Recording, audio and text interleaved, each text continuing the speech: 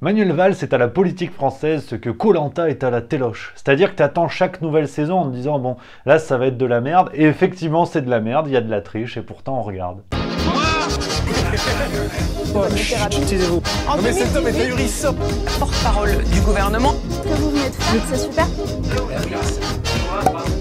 Alors les amis, avant de continuer la valse avec Manuel, n'oubliez pas de vous abonner. Ça c'est très important, vous êtes déjà bientôt 230 000, c'est la zizanie à tous les étages, je vous l'ai dit, objectif 500 000 à la fin de l'année. Ah, je me fais tatouer Martin Blachier sur le pectoral, le temps d'avoir des pectoraux, enfin bon bref, tout sera possible. Pensez également à mettre le petit pouce bleu, ça c'est bien, il y en a qui ne le font pas, je les vois, moi je vais vous mettre Dimitri sur le dos, on va m'en ricaner. Ah, aujourd'hui, vous l'aurez compris, vidéo spéciale Manuel Valls, l'inénarrable Manuel Valls, vraiment le taulier, celui, voilà, une figure forte. Sur Juste Milieu, on va pas se mentir, je veux dire, on n'est pas là pour trier les kumquats. Manuel Valls, on avait déjà fait une vidéo il n'y a pas longtemps hein, sur Juste Milieu, et on continue, parce qu'il n'a pas fini de nous surprendre, il ne cesse jamais de faire de la merde. Merde, quand même! Et oui, un non content d'avoir pris une reprise de volée du côté de Barcelone, Manuel Valls est revenu en France parce que c'est ses racines. Finalement, il est français, il avait écrit déjà un livre, hein, pas une seule goutte de sang français, mais il était français. Il était plus, enfin, à un moment donné, il était catalan, mais sombre histoire de digestion, enfin voilà, il est devenu, là il est français, là il est français. Et donc il est tellement français que maintenant Manuel Valls s'est lancé dans une nouvelle croisade, affronter Éric Zemmour. Ben bien, voyons. Ouais, Éric Zemmour, ça t'aura pas échappé. Gargamel fait l'élection, et ça plaît pas à Manu. Ça plaît pas à Manu la déchirure. Donc il a écrit un livre qui est sorti le 12 janvier, qui s'appelle Zemmour, l'anti-républicain. C'est aux éditions de l'Observatoire. Alors pourquoi je te parle de ça? Tu l'auras compris, hein, le but de cette vidéo, un peu à l'image de l'incontournable Martin Blachier. On va suivre aujourd'hui les nouvelles péripéties de Manuel Valls. Je n'exclus pas qu'il y ait une série de vidéos sur lui. Parce qu'après tout, quand tu as un bon filon comme ça, c'est comme la Casa de Papel sur Netflix. Hein, tu fais saison 4, saison 5, saison 32, ou c'est comme les doses de vaccin. Sujet sensible. Et vous êtes dingue! Donc Manuel Valls, il nous a sorti son nouveau livre et je peux vous dire qu'il y a du génie à chaque page. Ah, on peut lire des choses, tu vois par exemple le sous-titre de la première partie, hein, je l'ai sous les yeux, « Face au danger de la contre-histoire, un autre récit est possible ». Ouais. Oui, alors, je préfère vous prévenir, parce que j'en vois là qui sont en train de réfléchir. Le but dans cette vidéo n'est pas de chercher l'articulation logique dans ce que je vais vous dire. On parle de Manuel Valls. Oui, donc automatiquement, c'est comme quand tu parles Castaner et responsabilité politique. Tu vois, il y a des choses qui ne vont pas ensemble. Mon corps et cette chemise, par exemple. Donc voilà, hein, soyez pas trop... réfléchissez pas trop. On n'est pas là pour ça. Donc Manuel Valls, si vous voulez, maintenant s'est lancé dans sa nouvelle croisade, et en plus, voilà, il se donne tous les beaux rôles, il est également l'arbitre des élégances. Et c'est lui qui dit ce qui est bien, ce qui est pas bien. Je sais, c'est curieux, mais dans son livre, par exemple, il nous explique que la gauche est en difficulté hein, à l'horizon des élections 2022, et que, à ses yeux, aux yeux de Manuel Valls, elle aurait perdu, je cite, toute crédibilité à la fois sur les questions sociales et sur les questions identitaires. C'est bien joué. Moi, je trouve ça bien joué. Quand tu as contribué à un incendie et que tu viens de te dire « Putain, c'est chiant, le feu, ça brûle », ça, c'est pas mal quand même. Et c'est vrai que tu sens, hein, Manu, là, il en a plein la hotte, tu sens que c'est son nouveau combat. C'est vrai que c'est un homme de combat. Hein, il a toujours cherché un combat, peut-être parce qu'il s'ennuie. Hein. À une époque, il fallait mettre des blancos à l'image dans sa ville d'Evry. L'image de la ville d'Evry. Le mec, c'est blanc. Non, c'est blanc, un peu white, un peu blanco. Après, il a eu un combat pour la laïcité, il a eu un combat pour la France, puis pour l'Espagne, puis pour la France. Il a eu un combat pour le PS et après la République en marche. Enfin voilà, il a plein de combats. Il a plein de combats et là aujourd'hui, c'est faire barrage à Éric Zemmour. Parce que ça ne lui plaît pas. Merde, quand même! Donc forcément, comme d'hab, hein, on a le droit à des attaques sur la forme, jamais sur le fond. Hein, on peut lire des choses formidables. Éric Zemmour incarne un anti-humanisme. Manuel Valls accuse Éric Zemmour de jouer à l'historien sans être historien. Ce que fait Manuel Valls également. Oui, voilà, mais je t'ai dit, la logique, on oublie. Et puis après, il y a des passages, c'est-à-dire on comprend plus rien. Hein, je te lis un extrait du livre parce que celui-là, il m'a plu. Éric Zemmour a beau dire qu'il n'a jamais souhaité réhabiliter Vichy, l'ensemble de sa vision de l'histoire systématise sa lutte pour disculper les ennemis de la République. Sous couvert d'exhumer, sans arrière-pensée, se défend-il, la complexité historique et de ne faire qu'apporter de prétendues nuances à la pensée d'un système qui ne voudrait pas voir l'histoire en face. Il poursuit en réalité la grande œuvre de l'extrême droite française depuis des décennies, nourrir le négationnisme et fomenter la disparition de la République. Non mais, vous n'avez pas compris. Vous comprenez rien. On comprend rien, mais pourquoi pas. Donc, si tu veux, attention, parce que je vois les pudeurs de gazelle de certains qui disent « Oh là, qu'est-ce qui se passe? Il est en train de défendre Éric Zemmour. » Et non, je défends pas Éric Zemmour.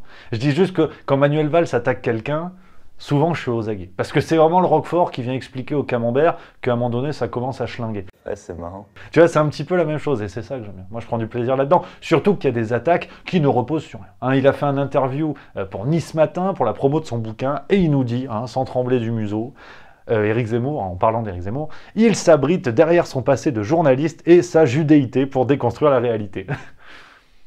Ouais. Je savais pas que c'était un abri, une religion, mais pardon, si. C'est pas très laïque hein, de dire ça, mais bon, c'est pas grave. Et ce qui est fou quand même dans le mystère Manuel Valls, c'est pour ça que là je te parle de son bouquin, bon si ça s'intéresse tu le lis, ça fera des ventes, parce qu'à mon avis il en manque cruellement, mais tous les médias lui sont ouverts. Ça c'est quand même zinzin, tu vois, le parcours du personnage quand même, qui n'a pas hésité à trahir ses engagements politiques, à trahir ses différents partis, à trahir la France, hein, en partant faire une élection ailleurs, puis en revenant. Mais que quelqu'un qui a les plus grandes responsabilités en France viennent nous cracher à la figure, à nous les Français, en nous disant mais finalement, allez, je retourne en Espagne parce que je suis rien d'autre qu'un petit Espagnol et je vais me présenter à la mairie de Barcelone. J'ai été profondément choquée par ce retournement de veste. Moi, j'étais cassé à ce moment-là. J'accepte pas évidemment vos propos, j'ai craché à la France, je l'ai pas dit comme ça. Tu vois, et donc, pourtant, Manuel Valls, il est toujours là, il n'est pas critiqué. Les médias lui disent pas quand même à un moment donné, ça se fait pas, non. Non. Pas du tout. Mais le pire, et c'est ça tout le mystère du personnage, c'est ce qui me plaît. Vous savez, quand il y a un petit peu de complexité, je mets les lunettes en 2001, je me dis... Bon, je me dis pas grand-chose, c'est vrai, mais il y a de la complexité. Et notamment, le 13 janvier 2022, il était sur LCI, et quand même, il nous a dit quelque chose qui prouve qu'il n'est pas encore complètement zinzin. Et c'est ça qui m'intéresse. Il nous dit, hein, toujours en parlant d'Éric Zemmour, comme il est le symptôme de ce malheur français, des manques et des échecs des responsables politiques depuis des années, je ne m'en extrais pas. Ouais, écoute, d'ailleurs, en parlant d'extrait, je te mets l'extrait. c'est bien foutu. Comme il est le symptôme de ce malheur français, et comme il est le symptôme aussi des manques et des échecs des responsables politiques depuis des années, je m'en extrais pas. Ouais, tu vois, il assume quand même sa part de responsabilité là-dedans. Il n'est pas zinzin. Enfin, il n'est pas zinzin, ça dépend ce qui suit, parce que le 16 janvier sur BFM TV, patatras, alors là, il nous a fait un triple axel complètement inattendu, et il va encore gouverner. Ouais, je sais, hein. Il voulait faire l'Espagne, bon, bah, ils lui ont dit non. Moi, je m'appelle Manuel Valls.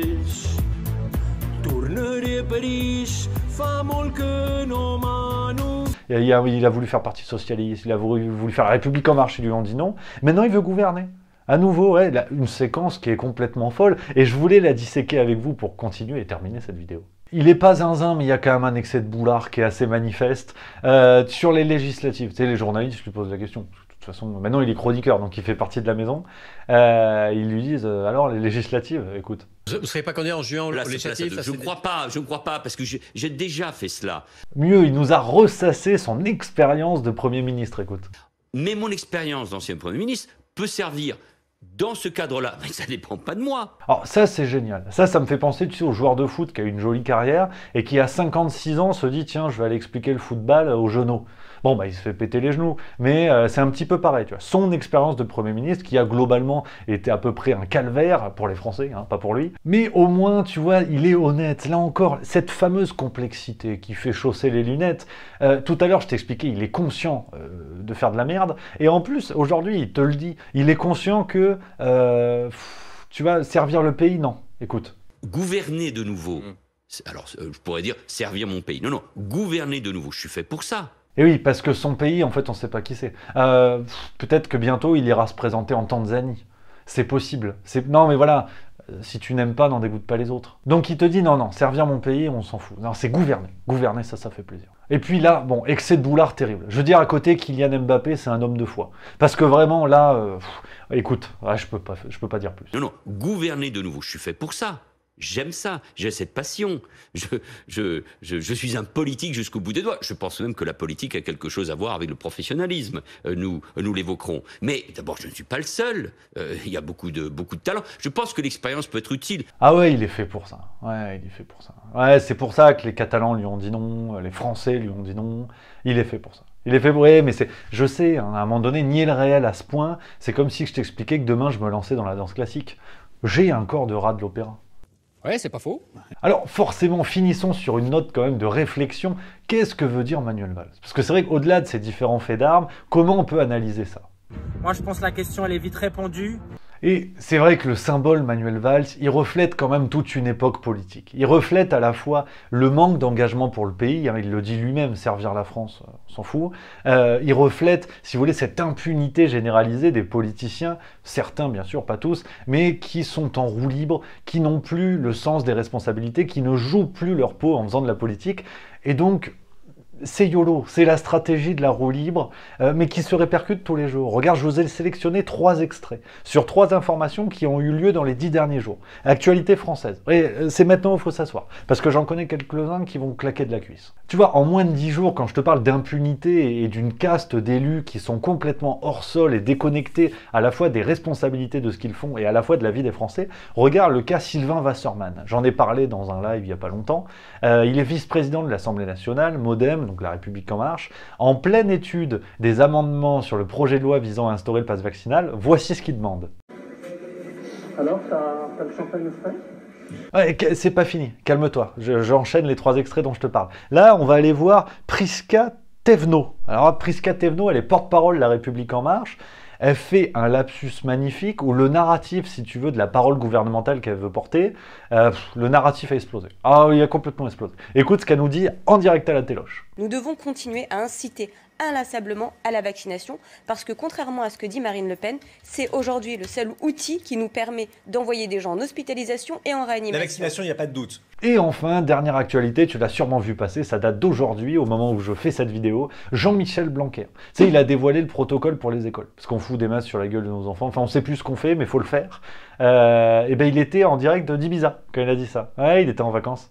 Hein, il était en vacances et pourtant le Parisien, ils avaient mis une photo où, tu sais, t'as l'impression qu'il travaille. Il y a la chemise, il y a la cravate. Non, il était en vacances au Baléares. Et il a fait ça comme ça au téléphone. Alors, ouais, on va casser les couilles aux gens. Allez, salut, je vais bronzer. Ouais. Alors bon, le Parisien a dit on savait pas. Ouais, on savait pas. Ils l'ont appris qu'après. Bon, est-ce qu'ils ont... Voilà. Hein. Moi, je dis ça, je dis rien. Enfin voilà les amis, voilà cette vidéo sur Manuel Valls, je tenais absolument à la faire pour vous rappeler un petit peu ces derniers faits d'armes, mais proposer un peu ces morceaux de réflexion parce qu'il est à l'image d'une classe politique quand même qui... ouais, la tuilasse, mais on va faire quand même ce qu'on peut, on continue à garder la banane, on va très vite se retrouver sur Juste Milieu. En attendant, vous pouvez découvrir les autres vidéos qui sont bien. Là, il y a de la cohérence. Sinon, vous pouvez vous abonner. Ça, c'est encore mieux. Ça c'est que du plaisir.